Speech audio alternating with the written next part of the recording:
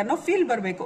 ಕೆಲವ್ರ ಮನೆಗಳನ್ನ ಅಬ್ಸರ್ವ್ ಮಾಡಿ ನೋಡಿ, ಪ್ರತಿ ಟೈಮಲ್ಲೂ ಅವರು ಕ್ಲೀನ್ ಆಗಿ ಒಂದು ಜಾಗ ಎಷ್ಟು ಪ್ರಶಾಂತವಾಗಿರುತ್ತೆ ಅಂದ್ರೆ ಅಂತವ್ರ ಮನೆಗಳನ್ನ ನಾವು ವಿಸಿಟ್ ಮಾಡಿದಾಗ ಮತ್ತೆ ಮತ್ತೆ ವಿಸಿಟ್ ಮಾಡಬೇಕು ಅಂತ ಅನಿಸ್ತಿರುತ್ತೆ.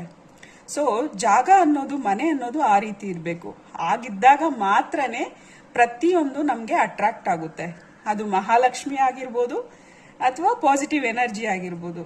ಸೊ ಪ್ರತಿದಿನ ಕ್ಲಿಯರ್ ಆಗಿ ಕ್ಲೆನ್ಸ್ ಮಾಡ್ಕೊಳ್ಳಿ, ನಿಮ್ಮ ಆರನ ಕ್ಲೆನ್ಸ್ ಮಾಡ್ಕೊಳ್ಳಿ. ಅದ್ರ ಜೊತೆಗೆ ನಿಮ್ಮ ಜಾಗವನ್ನ ನೀಟಾಗಿ ಹೈಜಿನ್ ಆಗಿ ಇಡೋದಕ್ಕೆ ಪ್ರಯತ್ನ ಪಡಿ. ಅದನ್ನ ಒಂದಿನ ಕ್ಲಿಯರ್ ಮಾಡಿಬಿಟ್ಟು ನೆಕ್ಸ್ಟ್ ದಿನ ಎಲ್ಲ ಬಿಸಾಕೋದಲ್ಲ.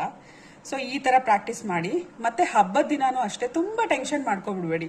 ಅವ್ರನ್ನ ಕರ್ದಿಲ್ಲ, ಇವ್ರನ್ನ ಕರ್ದಿಲ್ಲ, ಅವರು ಅರ್ಶಿನ ಕುಂಕುಮಕ್ಕೆ ಬಂದಿಲ್ಲ, ಮತ್ತೆ ನಾನು ಅರ್ಶಿನ ಕುಂಕುಮದಲ್ಲಿ ಬ್ಲೌಸ್ ಪೀಸ್ ಕೊಡ್ಲಿಲ್ಲ ಅಥವಾ ಸ್ಯಾರಿ ಕೊಡ್ಲಿಲ್ಲ, ಈ ತರದ್ದೆಲ್ಲ ಟೆನ್ಷನ್ ಇಟ್ಕೋಬೇಡಿ. ನಾನು ತುಂಬಾ ಖರ್ಚು ಮಾಡ್ಲಿಲ್ಲ, ಅವ್ರು ಅಷ್ಟು ಖರ್ಚು ಮಾಡ್ತಿದ್ದಾರೆ, ನಾನು ಅಷ್ಟು ಖರ್ಚು ಮಾಡೋಕ್ಕಾಗಿಲ್ಲ, ಅವ್ರು ಅಷ್ಟು ಕಾಸ್ಟ್ಲಿ ಸ್ಯಾರಿ ತಂದಿದ್ದಾರೆ, ನಾನು ಅಷ್ಟೊಂದು ಕಾಸ್ಟ್ಲಿ ಸ್ಯಾರಿ ತರಕ್ಕಾಗ್ಲಿಲ್ಲ. ಸೊ ಈ ತರದ್ ಫೀಲಿಂಗ್ ಎಲ್ಲ ದಯವಿಟ್ಟು ಇಟ್ಕೋಬೇಡಿ.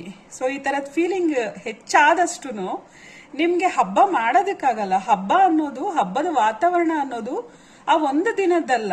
ಸೊ ವರ್ಷ ಪೂರ್ತಿ ಆ ಒಂದು ಎನರ್ಜಿ ನಿಮ್ಗೆ ಪಾಸ್ ಆಗ್ಬೇಕಾಗುತ್ತೆ. ಆ ಒಂದು ಎನರ್ಜಿ ಅನ್ನೋದು ವರ್ಷ ಪೂರ್ತಿ ಇರ್ಬೇಕಾಗುತ್ತೆ ನಿಮ್ಗೆ. ಪಾಸಿಟಿವಿಟಿ ಆ ಒಂದು ದಿನ ಪಾಸಿಟಿವಿಟಿ ಬೇಕಾಗಿರೋದಲ್ಲ, ವರ್ಷ ಪೂರ್ತಿ ಚೆನ್ನಾಗಿರ್ಬೇಕು ನೀವು. ಸೊ ಹಾಗಾಗಿ ಏನಿದೆಯೋ ಅದರಲ್ಲಿ ಅಡ್ಜಸ್ಟ್ ಮಾಡ್ಕೊಳ್ಳೋದಕ್ಕೆ ಟ್ರೈ ಮಾಡಿ. ತಕ್ಕ ಮಟ್ಟಿಗೆ ಆ ಒಂದು ಥಿಂಗ್ಸ್ ಅನ್ನ ತಗೋಬರೋದಾಗಿರ್ಬೋದು. ಸೊ ಇರೋದ್ರಲ್ಲೇ ಖುಷಿಯಾಗಿ ಮಾಡೋದಕ್ಕೆ ಟ್ರೈ ಮಾಡಿ. ಮನೆಯಲ್ಲಿ ಒಂದು ಹಬ್ಬದ ವಾತಾವರಣ ಯಾವಾಗ ಬರುತ್ತೆ ಗೊತ್ತಾ? ಮನೆಯಲ್ಲಿ ಎಲ್ಲರೂ ನೆಮ್ಮದಿಯಾಗಿದ್ದು ನಗ್ನಗ್ತಾ ಪೂಜೆ ಮಾಡಿ